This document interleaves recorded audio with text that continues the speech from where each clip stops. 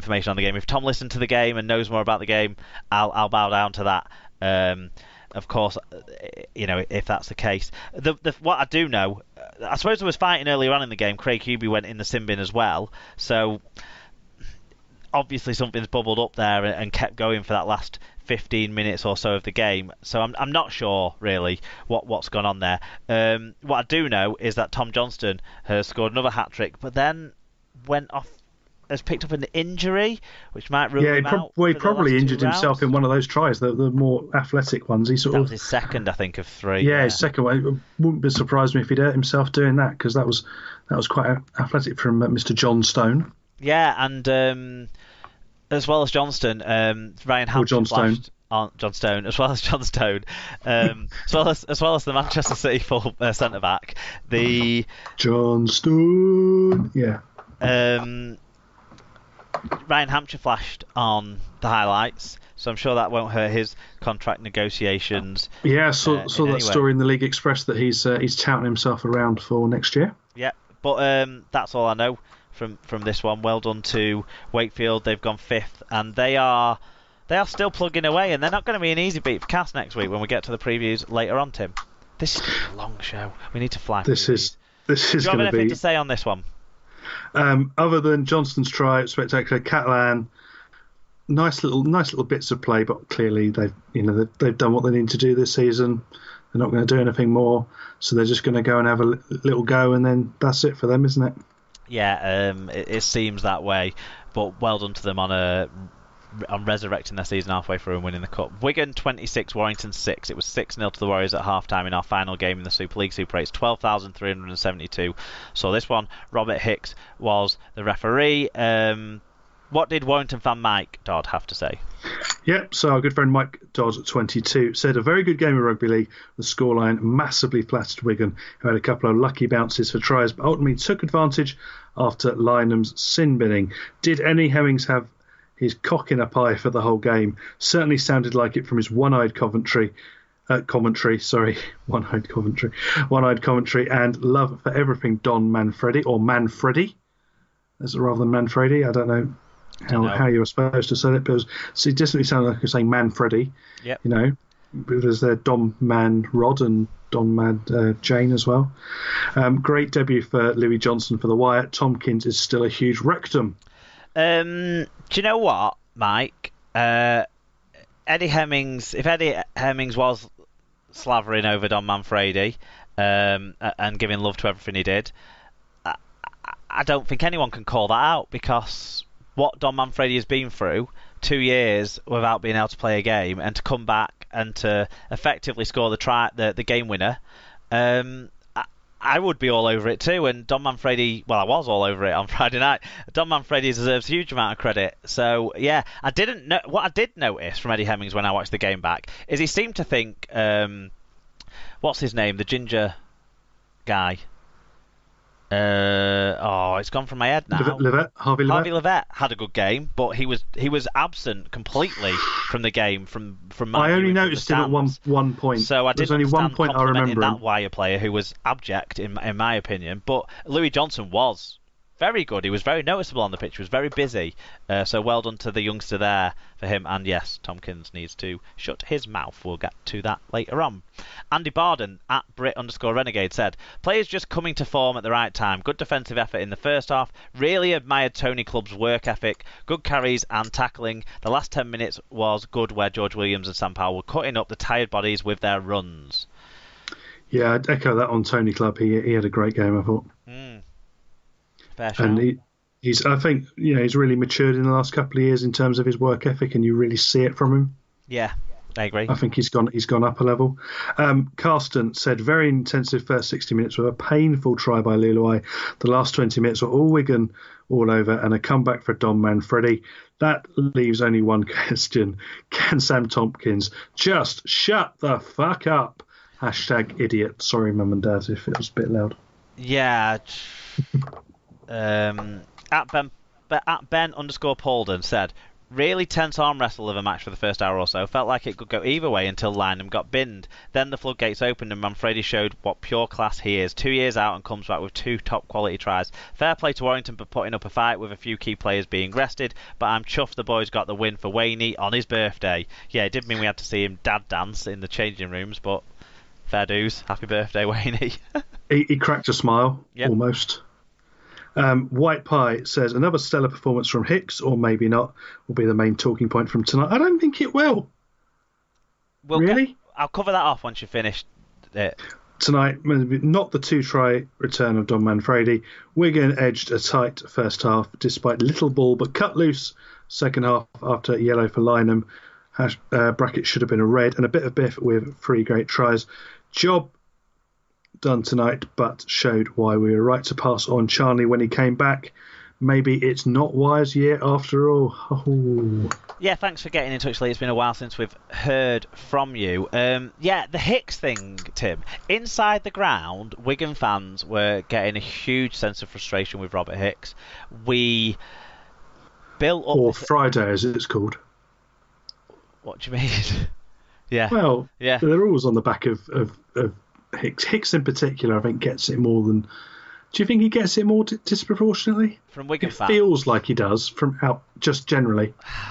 Bentham used to get it quite a bit as well, to be fair. But no, what we felt like was that Wigan were constantly being taken back 11 yards, whereas Warrington were stood a yard in front of him when he went back 11 yards, and they only went back 10 yards.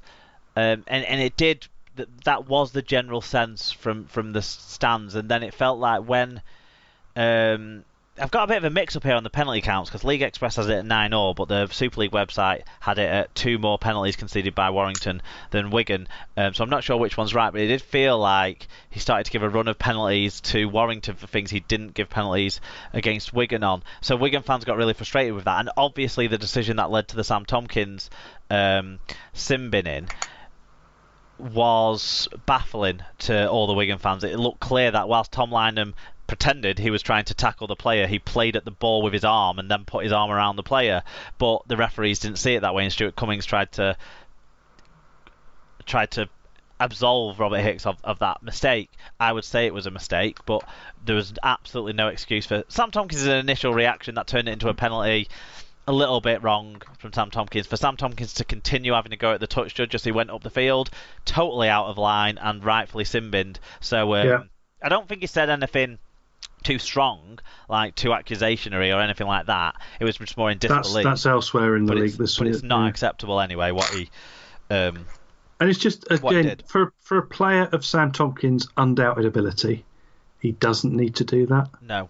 Exactly, and he was totally out of line, and people who pulled up on that. Paul O'Brien said, "Great game to watch. Either team could have won. The sin binning for Wire with 12 minutes to go was costly, as the Wire, costing the Wire any chance of victory and allowing Wigan to pull away for the win." Yeah, it was crucial. Wigan in their sin bin period, when Sam Tompkins was off the field, conceded a try, but were able to score a penalty and kind of absorb most of what Warrington had going on. Whereas when Wigan got the extra man, Wigan really cut loose and they really did use that as it, because I think part of it was psychologically why we were rattled at that point. Yeah, that whole fight and shenanigans had shaken them up a bit. Yeah, and I think that they'd just been distracted by it. Do you think it could have been red for Tom Lynham?